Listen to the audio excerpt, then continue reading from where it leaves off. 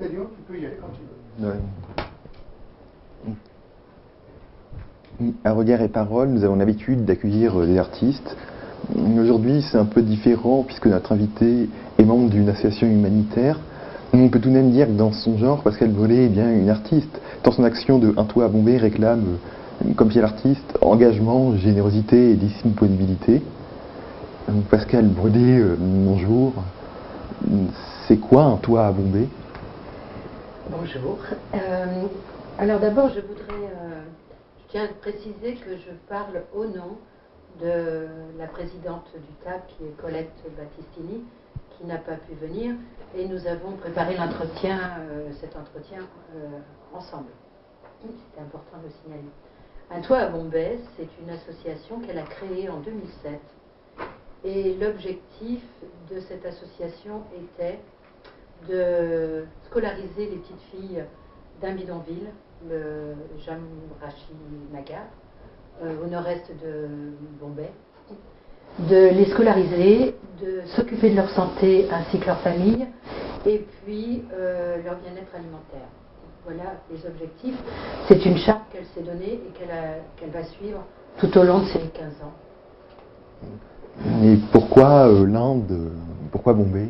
Alors, Colette a toujours eu un rêve intérieur qui était d'aller faire de l'humanitaire en Inde. Dès qu'elle était en retraite, elle a pris un billet d'avion et elle s'est rendue à Bombay. Au début, elle s'est intégrée à une petite structure qui existait déjà dans ce bidonville. Ensuite, très très rapidement, quand elle est rentrée en France après quelques semaines, elle a souhaité créer son association pour suivre justement cette charte qu'elle avait déjà dans la tête. Et est née l'association Un toit à Bombay. Et vous-même, quel est votre rôle dans cette structure? Alors mon rôle, d'abord j'ai toujours été amie avec Colette, je l'ai toujours suivie depuis le début. J'ai été adhérente, marraine du TAB, et depuis la dernière assemblée générale du TAB, je suis passée secrétaire de l'association et mon mari est devenu trésorier à la suite de Vincent et Anne-Marie qui souhaitaient prendre du recul, Vincent et Anne-Marie Butril. D'ailleurs, je voulais les saluer tout le travail qu'ils ont fait, le travail immense. Ils ont été les piliers administratifs de cette association en appui à Colette, et vraiment grâce à eux, l'UTAB a pu grandir et évoluer. Donc nous avons repris ce rôle depuis quelques mois. Et c'est combien de personnes permanentes, Un toit à Bombay? Alors, Un toit à Bombay n'a que des bénévoles. Mais en 2010, quand Colette a créé la structure indienne qui s'appelle GIFT, dont on parlera également, cette structure indienne comporte 5 ou 6 permanents, c'est l'équipe, plus une dizaine d'intervenants extérieurs. Voilà, donc UTAB, que des bénévoles, et GIFT, des salariés, plus les administrateurs et les intervenants extérieurs. Donc on peut imaginer qu'en Inde, les besoins ne manquent pas pour une association comme la vôtre, mais comment décidez-vous d'accorder votre aide? Quels sont vos critères? Un toit à Bombay a toujours eu le même objectif, c'est de scolariser au travers le parrainage. Donc le parrainage, la santé et l'alimentaire. Donc à partir de là, quand GIFT a été créé, on a pu avoir des locaux pour s'occuper des petites, et d'abord la maternelle qui comporte une 50aine de petites filles, et puis les parrainés. Les petites filles viennent du bidonville essentiellement. L'équipe indienne connaît très très bien les besoins. C'est elles qui font la sélection, elles connaissent les familles dans le bidonville, et donc à partir du moment où elles ont sélectionné et répertorié les besoins, UTAB prend le relais et fait en sorte de réussir à réaliser ces besoins. Alors moi j'aimerais juste vous poser une question. Comment se fait justement les critères de sélection pour les personnes qui travaillent en Inde, qui sont en Inde, et qui sont en charge de sélectionner justement les filles. Est-ce qu'il y a une sélection qui finalement a décidé que c'était ces personnes et pas d'autres? Bien sûr. La directrice de GIFT a suivi Colette depuis le début. Elle a démarré avec elle en 2007. Et à l'époque, elle était institutrice de la toute petite maternelle qu'il y avait, qui était dans un petit bus abandonné au pied du bidonville. Donc, Charda, qui est donc la directrice actuellement, a toujours été également dans l'aventure. Et ensuite, les autres personnes sont des institutrices qui ont été recrutées par les administrateurs sur place. Et donc, effectivement, ce sont elles, puisque GIFT, le but de GIFT, c'est d'être un petit peu autonome par rapport à la structure. Et il est évident que ce n'est pas à nous, en France, de sélectionner les petites filles. Comment pourrait-on faire le choix? La sélection, le vrai critère, c'est la pauvreté, les plus pauvres parmi les plus pauvres du bidonville. Vous arrivez même, c'est-à-dire que dans la pauvreté, vous arrivez encore une fois à faire des classifications. Dans la pauvreté, il y a encore plus pauvres que pauvres. Oui, parce que il y a des gens, des familles qui travaillent dans le bidonville, qui vivent dans le bidonville, mais qui travaillent et qui n'ont pas la possibilité de se loger. Il y a quelquefois des mamans qui sont toutes seules, qui élèvent leurs enfants et qui travaillent pour des petits travaux. Donc voilà les critères de sélection. Alors quand vous arrivez en Inde, comment personnellement vous vivez cette relation justement avec forcément un impact sur votre propre psychologie, votre style? Est-ce que vous arrivez à le gérer? Oui, parce que effectivement, c'est vrai que c'est un choc. Évidemment, on se trouve à Bombay, mais dans un bidonville. En plus, c'était la mousson quand on y est allé, donc c'était la totale. Mais on vit avec eux déjà. Donc le regard est... Et puis, malgré la pauvreté, ils sont toujours très accueillants, très gais. Et même dans le bidonville, quand on va visiter les familles, c'est assez... On s'y sent très vite bien, en fait, d'être avec eux, quoi. C'est le but. Et vous pouvez nous donner un exemple de budget pour une de vos actions? Avant de parler d'un objet, je vais parler des financements. Et puis, les montants des parrainages, qui sont assez conséquents. On a à peu près adhérents. Pour GIFT, qui est une entité indienne totalement indépendante, il existe une loi qui est assez intéressante, qui fait que les entreprises indiennes sont obligées de donner un certain chiffre d'affaires, on peut en bénéficier.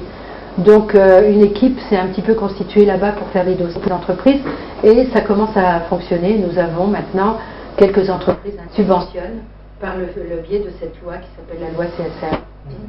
Alors pour revenir à votre deuxième question, un exemple du budget du parrainage.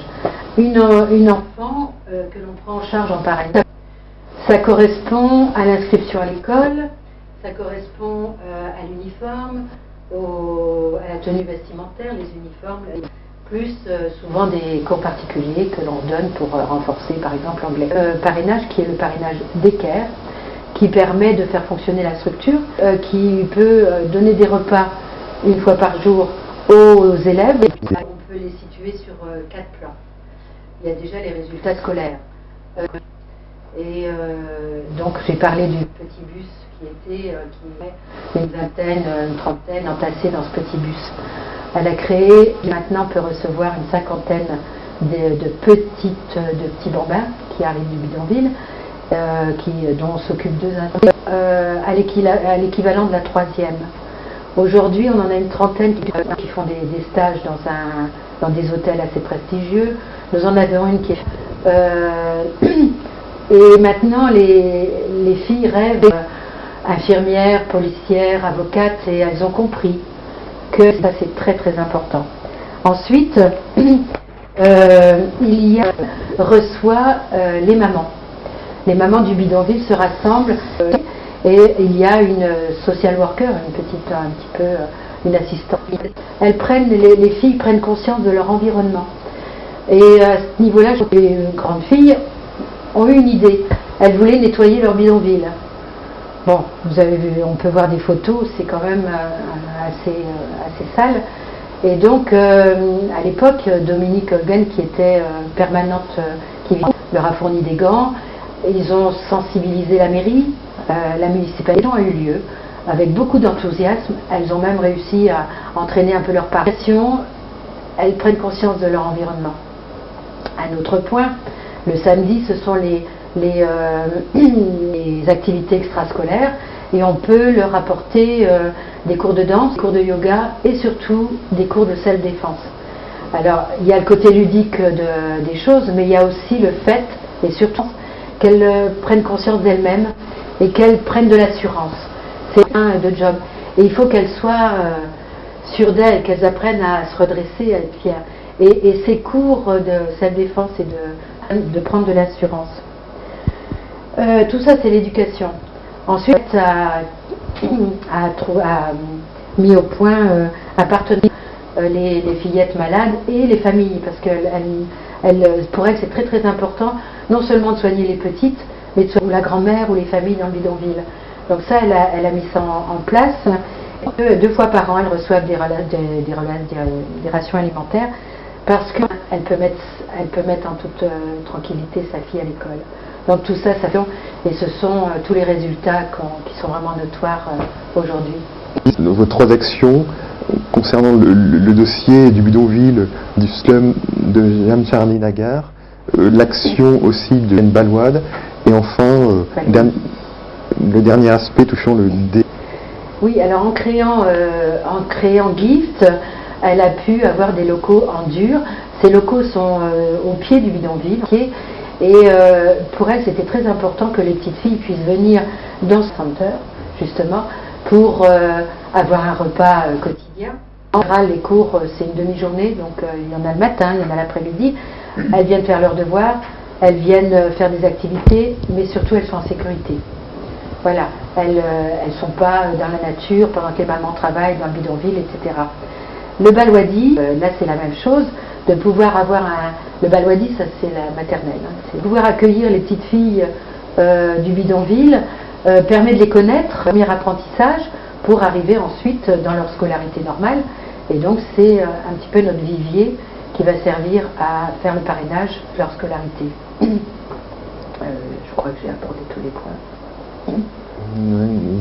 Comment fonctionnez-vous? Comment on fonctionne? Alors, comme je l'ai dit, UTAB et GIFT sont devenus partenaires. Et donc, UTAB subventionne toutes les activités de GIFT. C'est comme ça que ça fonctionne. Plusieurs fois par an, nous nous rendons sur place, surtout Colette, la présidente, qui va plusieurs semaines connaître les petites filles, voir les besoins, rencontrer les institutrices et toute l'équipe indienne. Voilà à peu près le fonctionnement. Et quels sont les moyens dont vous disposez?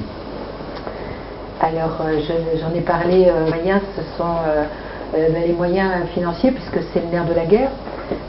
Et donc, les moyens, ce sont effectivement les cotisations des adhérents UTAB, les dons, les legs, et puis les parrainages surtout. Alors notre travail à nous, ici, on va rechercher des parrains et des marraines pour continuer à scolariser. Les partenaires, ce sont...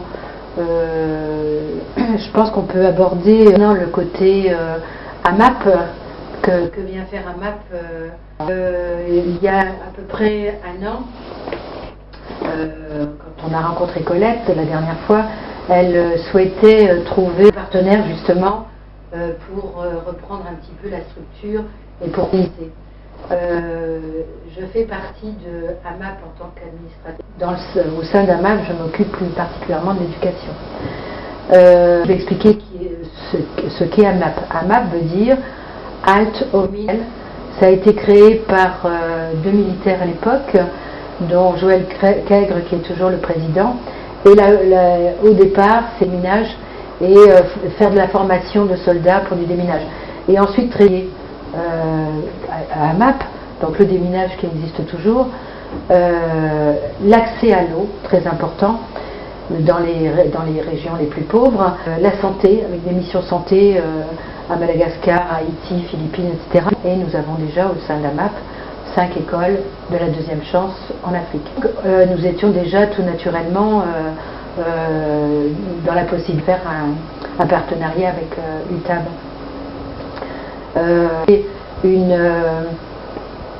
Un premier voyage en janvier pour connaître la structure, pour connaître le partenaire GIFT, pour passer là-bas, et surtout pour avoir l'accord de GIFT et des partenaires. Ce n'est pas envisageable de reprendre UTAB et bien sûr GIFT sans accord et sans qu'ils soient tout à fait partie prenante avec nous. C'est ce qui s'est passé. Donc nous sommes maintenant dans l'opération d'UTAB vers AMAP. Voilà, gérée. Et bien évidemment, Colette Battistini va rester de son association qu'elle a créée elle-même. À Saint-Mandé, quel est le fonctionnement de l'association? Alors à Saint-Mandé, c'est le siège social de UTAB. Et le mode de fonctionnement, présent, c'était effectivement les bureaux chez Anne-Marie et Vincent, le siège social est chez Colette Battistini, et puis l'administratif était tenu par Anne-Marie et Vincent, qui sont, je le rappelle, qui étaient des bénévoles, hein, bien sûr.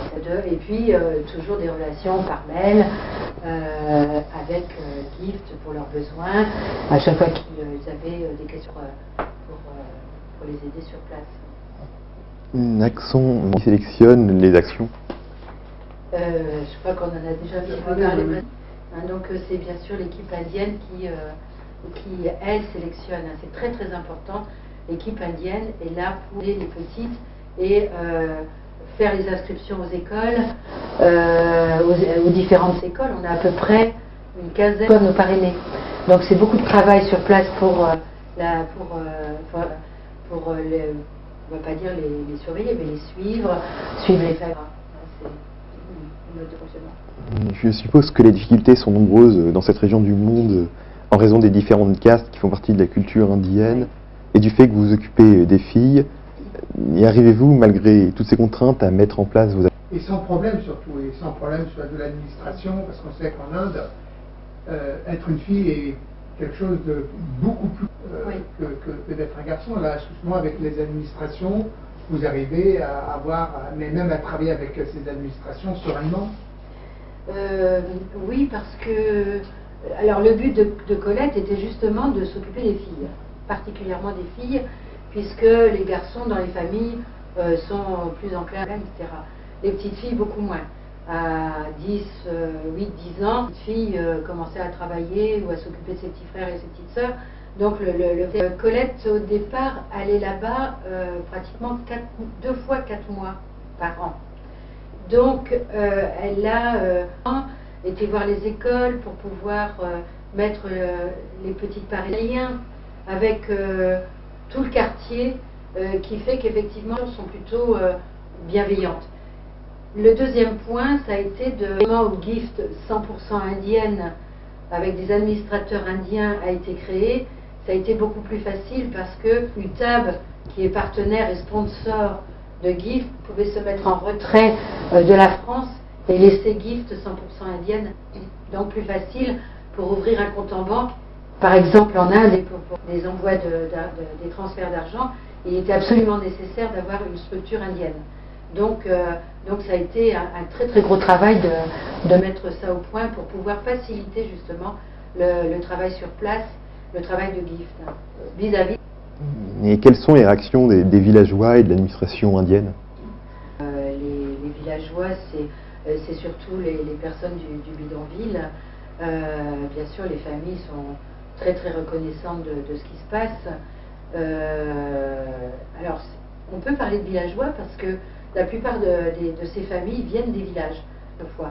Alors c'est assez émouvant parce que parfois on perd une petite parrainée parce que partir au village.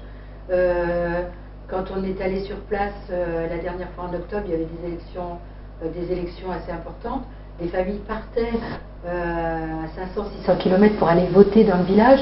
Donc, effectivement, on peut parler de village, mais là, c'est vraiment au bidonville. Et quels déployez-vous pour réussir dans vos actions? Les moyens, C'est finalement. c'est de tous les jours. C'est surtout aussi, Anne-Marie et Vincent, et que je vais m'employer à faire, c'est un grand relationnel avec les parrains et marraines, aux enfants. C'est leur envoyer des photos, c'est communiquer beaucoup, c'est essayer de contacter des lycées en France, organisation. Voilà, on passe notre temps à chercher de l'argent. C'est la chose la plus importante. Et sur un... Pourquoi cet engagement et qu'en retirez-vous? Qui me laissait beaucoup de temps.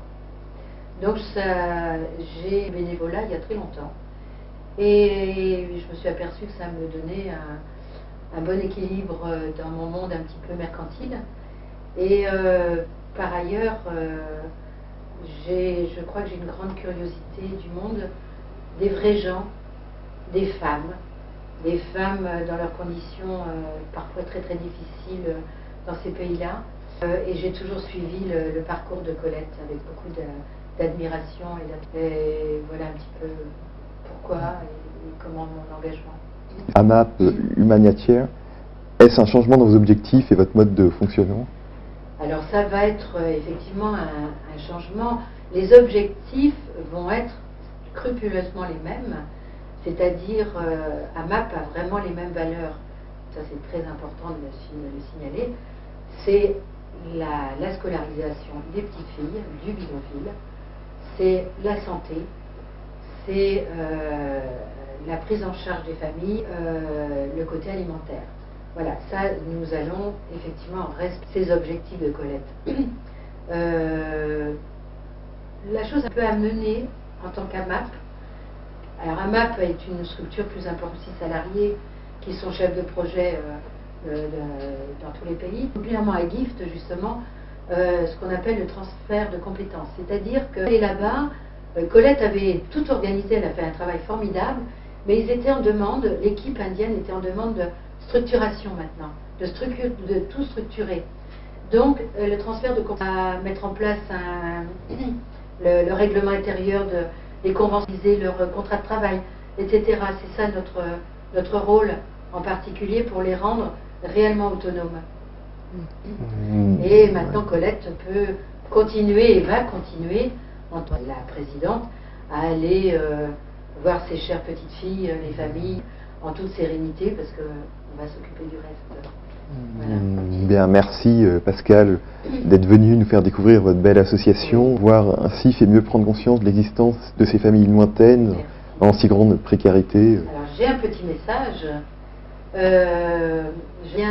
fait passer le message et je fais un appel, rejoignez-vous, on a besoin de dons, on a besoin de legs, on a besoin, c'est que du bonheur, c'est une très belle expérience. Et puis, bien sûr, nous sommes habilités à faire de la défiscalisation, c'est très important. Donc, voilà, c'est mon message final. Merci encore et surtout bravo. Merci de m'avoir reçu. Merci beaucoup.